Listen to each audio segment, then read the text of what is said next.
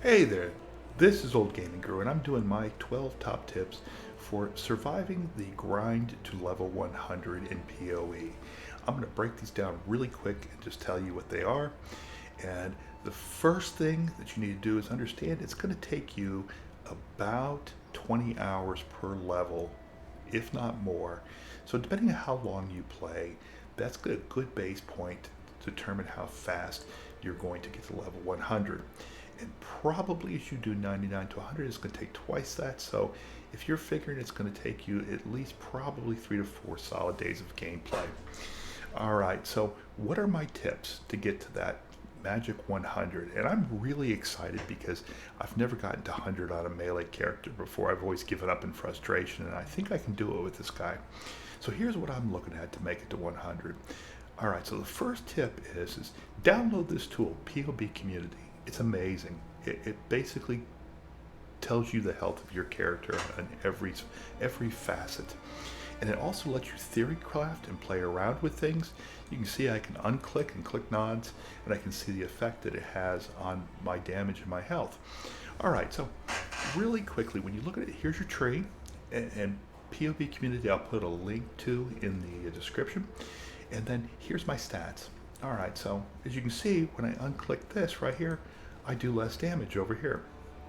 It also tells me when I hover over it how much damage a particular node does. Now this one doesn't do very much damage, but it gives me an extra projectile, which then increases the amount of damage that I do overall. All right, so when I look at this side of the tree, and not my tree, or this side of PoB, I see here a number of stats, and this can be a bit daunting at first.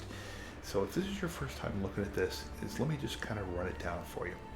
All right, so the first thing I look at over here, my second tip, besides getting PoB Community, is what is my effective health pool? Survivability is the name of the game because you want to run maps that are full of rare and magic monsters. So what are my chances of surviving this onslaught? If I look here really quickly at effective hit pool, this is going to tell me, first of all, can I survive hits? All right, so effective hit pool and max hits are two different things, but this is basically how much you can take from all sources and survive. And that seems like a lot, but it really isn't. Okay, so this is a pretty good number. I would at least be pushing 200,000 effective hit pool if I want to survive. And then it tells me my defenses in my life is here, add up to this. So I'm pretty tanky. All right, these three numbers here tell me how much I can survive in one hit from that particular damage type. So if I get hit with physical, I can only take 17,000. It doesn't seem a lot, but I'll show you why it is. Elemental, 54,000, way better. Chaos max hit, pretty good. You should at least be up there around 25,000 at Chaos Max hit to have some tankiness. That's what I would be looking for. And this also tells you too how you can choose to level. So with this particular build, I've got pretty good stats across the board. So I can run Delve or Heist. Heist is notorious for having a lot of physical damage and also fire damage. So plus it does throw chaos damage depending on what you go into. So I'm pretty tanky, so I can run any of those particular mods to go ahead and level my character up. I'm going to stick with maps with this guy because I'm trying to get gold for the league. Alright, so effective hit pool's there, then other things will play into that, and I'll explain those in just a second. So your life plus your defenses equals your hit pool, your max hit.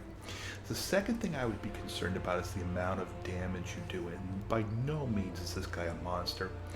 But what I would be looking at is I would look at my hit DPS, and I would think you would probably want 5 million or more, and your combined DPS, which is going to help you burn down bosses. Okay, so if I look here,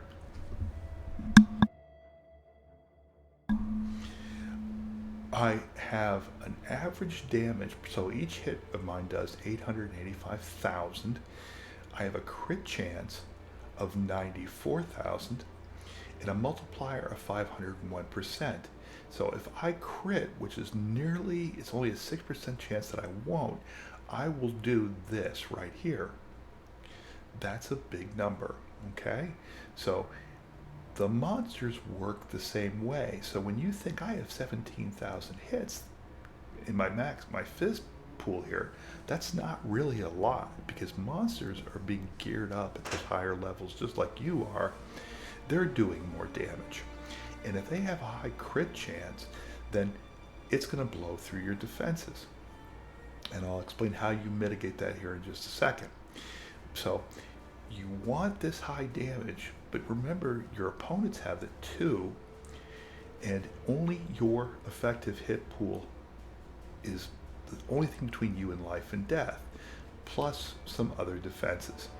All right, so this right here I think is good and allows me to run all modes on as far as leveling, maps, heist, whatever I want to run.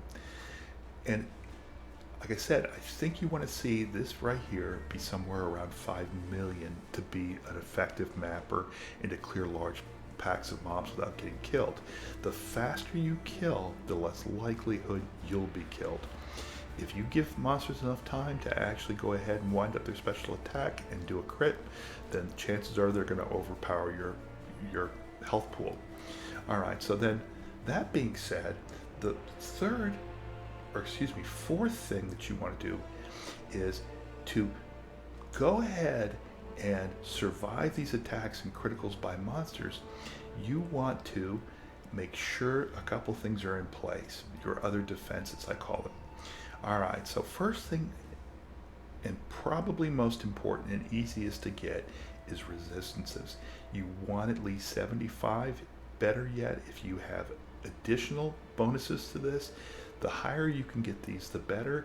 And you also want them to be 20 to 30 points above, and I'm only 23 in this one, but you want at least these numbers to be higher than 20% so you can survive maps where you are cursed with elemental weakness.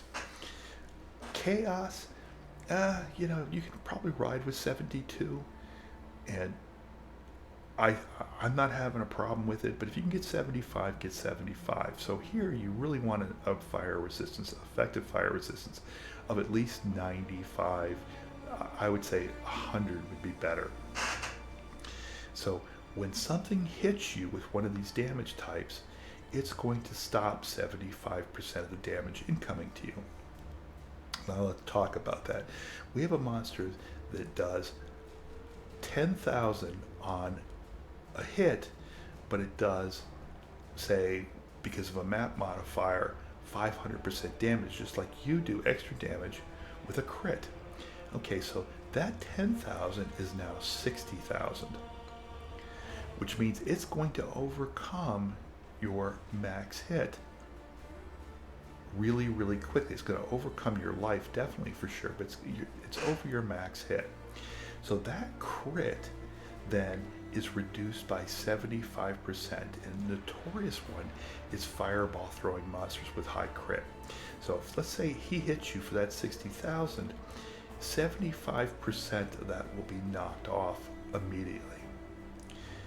You're still dead, okay?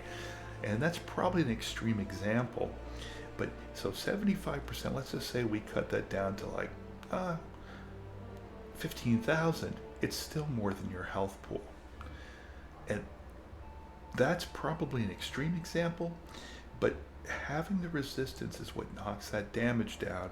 And then the next thing that I have that knocks that damage down is my evasion, my armor, and my spell suppression chance.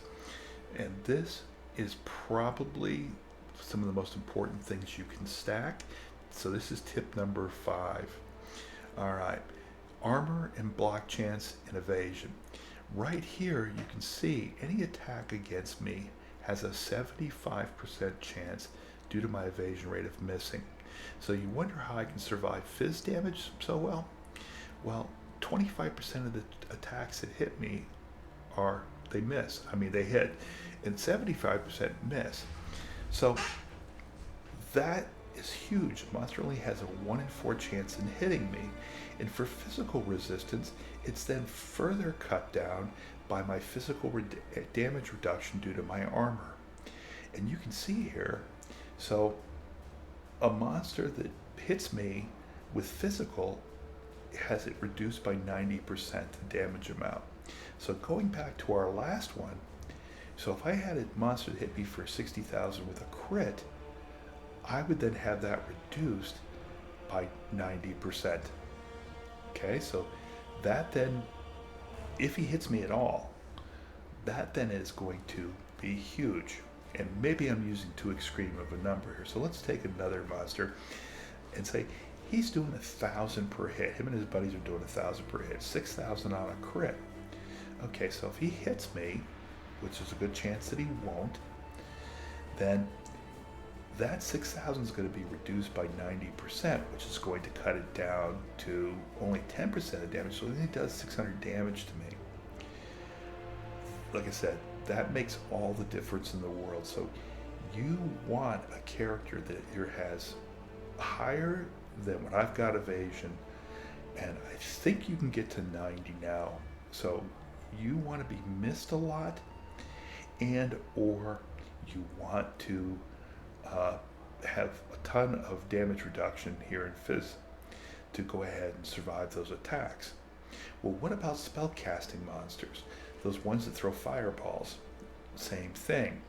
Alright, so this spell suppression chance is very similar to your physical damage reduction. So if you have 100% spell suppression, which I have in the game but not in PoB, I don't understand.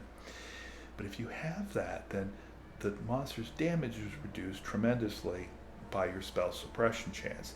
So if a monster throws it at me, he does 6,000 per crit, which would kill me, and I have spell suppression, he's going to literally have that cut in half right from the get-go. So that crit, if it lands on me, is going to only be about 3,000. So that then basically tells you how to survive. So something similar to this, or other things that you can layer in as secondary defenses. I think I've done a really good job of layering in defenses, and very, very few times do I notice my health bar go down. I think we'll get you to that level.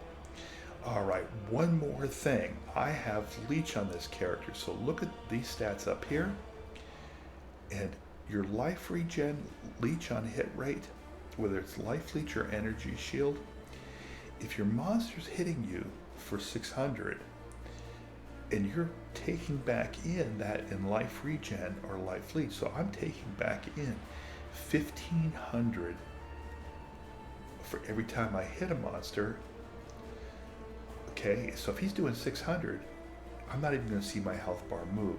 I've got 1,500 coming in because I'm hitting him, and I've only taking 600. Hope that makes sense. This can be very much like doing a spreadsheet. It is a spreadsheet. So I hope that makes sense. Is your passive defenses combined with the amount of life you're taking in at the same time help you survive. And then you've got enough damage to burn things down before they can hit you. You will make it to 100. All right, that being said, then here's what I do to sweeten the pot. I'm pretty tanky right now as it is. Let's go ahead and look at my character really quick and how I've got him set up. And let me give you an incredible tip. If you haven't figured it out already, we're going to go to my hideout on how to make yourself do more damage and get even tankier. Sometimes you can actually increase your defenses by 50%. Your damage, you can almost do twice as much damage. And that's a really easy method. And what you're going to do is you're going to go into your map tree. You're going to go up here and click Atlas Skills. As you level, you pick these up. And I'm going to point out really quickly, probably the best tip I can give you for increasing your damage and in every map, and also increasing your survivability. If you go up in your tree, let's take a look. Let's go out. Below this first circle, there is the Supplication. Supplication gives you a shrine in every map. And then I picked up these two nodes south of the big circle. This gives me 30% increase of those shrines, and this gives me more monsters per shrine. So what this does is increases, remember, the amount of XP you get is the number of magic and rare monsters you kill primarily, and then secondarily it is the number of overall monsters you kill. And by the way, it's not bosses, so that leads to a key strategy later. But if I look at this, okay, I'm going to have 2 to 3 shrines in every map that are going to give me buffs. That's huge. Trust me, if you're not doing this already in Endgame, add it in, because it adds so much XP and it adds so much survivability and damage, you just won't even believe it. I've gotten to the point where I almost avoid bosses unless I have this up, and if I have the right buffs, I can down most bosses in a second. It kind of sucks you can't grab them for certain bosses like Maven. Alright, so shrines is tip number 6. Number 7, and it doesn't add a lot, but every bit helps. You've got your 2 companions right here, Huck and Einhar, who stay with you. They pop up on my maps, and they stay with me, and they give me damage bonuses. They also give me leech bonuses. So these are actually good to have. They do some damage themselves, and they're great because they serve as tanks and stop sometimes monsters from attacking me and draw aggro to them. So that is just a great little tip you can pull right here, right off of this tree. The other thing here that I'm doing too is I've maximized this for monsters and scarabs. Scarabs are incredibly wonderful for adding monsters and complexity to your maps, and I'll show you here when I do a map. So this whole thing is basically geared around getting more scarabs, more survivability in shrines, and getting the scarabs that I want. If you're just looking at this at a glance, drop scarabs, shrines, additional shrines, and scouting reports for more maps. Okay, so that's basically my tree. All right, now let's talk about maps. Tip number 8. Make sure you craft your maps carefully, and unless you are uber tanky, do not, and if you're a certain type of build, do not throw certain types of modifier on your maps. It is better to run easy maps with very few modifiers and maps that are identified than to take chances. If you don't want to die, running an unidentified map can be your quickest way to a quick do. And since it takes an hour to get 1 bar, basically you kill 2 hours of your life if you die. Don't do that. So strong boxes that are unidentified and maps are the 2 ways that PoE characters most commonly die. So when I go and roll a map, here's what I do. I grab the map I want to run. In this case, I'm going to run a beach, and there it's unidentified. The first thing I do is identify it, and if it has the modifier reflected damage, elemental damage, so it's reflected back onto me, I don't run it. I do 10 million in damage. Do I want that reflected on me? 15% of that, 1.5 million. Boom, I evaporate on my first hit.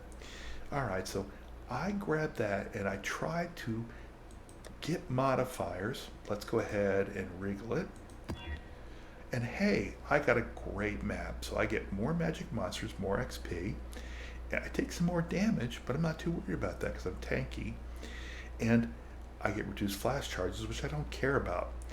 So roll your maps to fit your play style and don't pick modifiers that do damage to you. So other things too you gotta look out for are curses. So if you have a low fizz, you don't want to pick vulnerability. Elemental weakness. If you don't have enough resistances, don't pick elemental weakness. Don't pick temporal ever. Just don't do it. Temporal slows you down, it slows down your attacks, and it's a great way just to get really frustrated with the game. So maps is tip number 8. All right. And then we look really quickly at one more thing here on doing maps. When you run maps, hit Y, go to your Pantheon.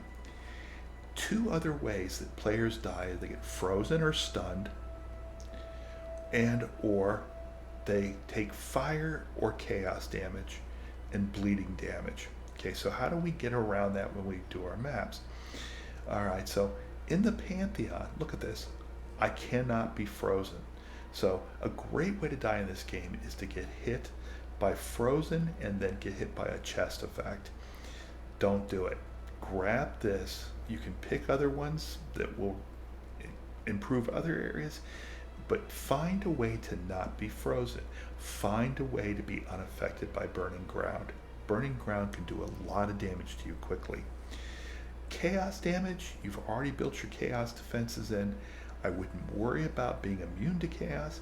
I would worry about just negating most of the damage that you take. So I always grab these two when I'm trying to survive in late tier maps. All right, that being said, we've got a thing set up, so let's talk about the other things you need to avoid in running your maps. Any circle on the ground or explosion. So the little pop-up explosions or the big circles that appear when you kill certain mobs, avoid them. You just get out of them. You know, there's a good chances your defenses will survive a circle or two, but when you get big clusters of circle, they're meant to kill you. And I've noticed one thing is they always tend to pop up in a crowded space where they're hard to avoid. Make sure you have a movement skill that will get you around them. So that's tip 9. Tip 10, set your potions up according to your strengths and weaknesses. Have a couple good damage potions. Mine are, ready? Okay, so this is going to help me kill faster. 40% more damage. Immune to shock. Shock is another thing to try to get rid of because it makes you take 50% more damage. Build in some form of faster attacks. This is my version of it. It gives me increased movement speed and it gives me 28 seconds of onslaught. All right, and then I've got this incredible one is I love tinctures. 124% increased damage with melee weapons. This is a huge bonus to my elemental damage. Plus it's got 35% increase effect and it gives me more melee weapon attack speed. So I could actually skip some things on a tree and with this tincture that increased my melee weapon attack speed. All right, so there's my offensive ones. Here's my defensive ones. Like I said, fire and bleeding kill you really fast if you don't watch out. You've got to have one flask or be immune to corrupted blood. It will suck the life out of you faster than anything else. So there's my defense against corrupted blood. And then curses. So when I get cursed, if you get hit with a curse right before you encounter a monster that does damage to that type, it's going to lower your defenses. So I always have a curse flask. So flasks is blah, blah, blah, blah. I'm getting a little tired here. Anyways, flask potion setup is absolutely critical. Build it around things that you are vulnerable to. And if you have a way to get rid of corrupting blood, whether you take it out of the tree or you take it in a flask, that's a must. And if you have a way to get rid of curses, that's a must as well too. And maybe you have some suggestions on other things you should get rid of, but those are the two things I try to get rid of. All right. Other things to talk about too, when you're in a map, target things that do crit damage that will kill you quickly first and take them out. All right, so you're avoiding those circles, you're running around, you're using your potions. If you see something that's notorious for high crit, then get rid of it. Flame throwing skeletons is like my number one nemesis. If you run into a big pack of those that happen to have advanced attack speed, they can take you out before you even know it. Rare bosses, same thing. Packs of magic monsters, prioritize your targets to get rid of the biggest threat first. Then finally, tip 12 is going to be really, really easy. The best way to survive in PoE is to constantly be on the move. If you have a build that's not suited for that, make small adjustments, because if the attack, which is usually telegraphed, hits you, because you're standing in the same place all the time, then that's your fault. You know, even if you just move a little bit, do so. Keep on the move and clear quickly and efficiently. And now let's show you this map. All right, and here's an example of scarabs. All right, I am adding Elder, which adds monsters and also high gold targets. This is going to increase the toughness and gold drop of the monsters. And then I'm going to add breaches because breaches are an excellent source of monsters. That combined with my skill tree, which gives me other monsters, is going to give me a high monster rate in this map. So let's go ahead and take a look at it and see what this looks like. And remember, the first law of making videos are when you actually make a video for somebody else, this is a tutorial, you are doomed to die. Alright, so you see here, one of the things that I added here, Delirium. Great source of monsters. Okay, here we have Breach. So I'm going for XP, XP, XP. Now I might get unlucky and get a boss, but you know what, it's worth the risk. It doesn't happen very often. And this is just an amazing source of XP. Okay, so as we see I had and so far I haven't even used Bubble Potion yet. You see here, I'm doing a pretty decent job of cleaning stuff out. Okay, only thing I want to grab.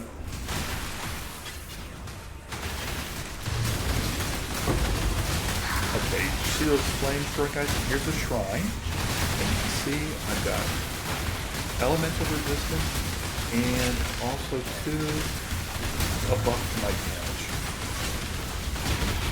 There's the explosions I told you to get away from. I'm not even care about these guys. Getting to the next area. Okay. Stuff's dropping on me. See, I'm just constantly moving. Also, get out of pools that impede your movement. Remember, if you're static, you're a slow target, you're a dead target. Oh, I'm gonna get rid of this guy. Okay, little buff for damage there.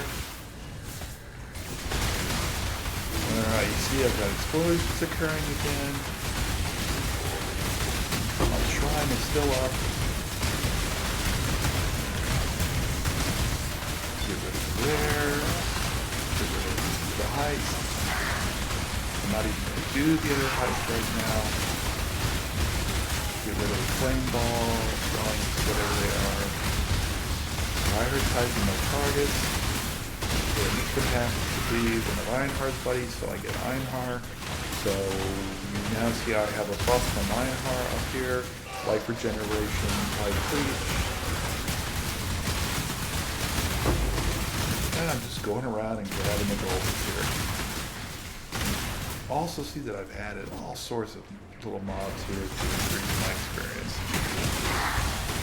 And this is why I can do 5 maps an hour in the bar.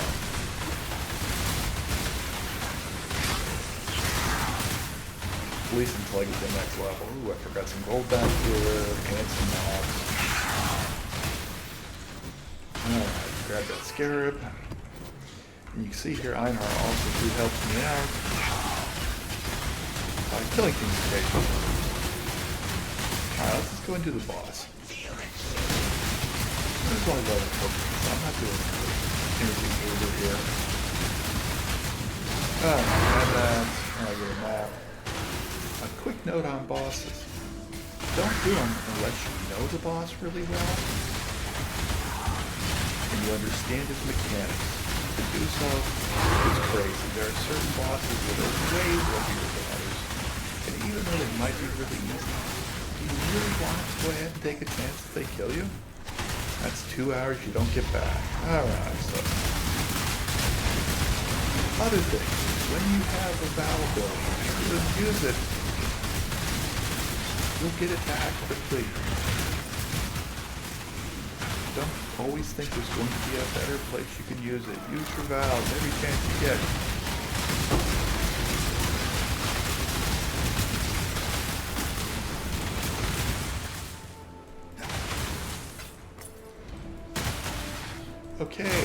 critical hit shrine. Look at that, I got resistance and critical hit. Of course, it comes at the end of the map. And let's get my mana up. And that's it, that's the map. I got 21 million this run in experience, and I've got about 200 million to go, so you can see long ways to go. But that's pretty much it. That's it for my 12 tips. I hope this helps you and you have fun getting to level 100. It's definitely doable. You just got to plan right, and PoE is absolutely critical for that. So I hope this video helped you. If you did get some help out of it, remember to hit like and subscribe. Old Gaming Guru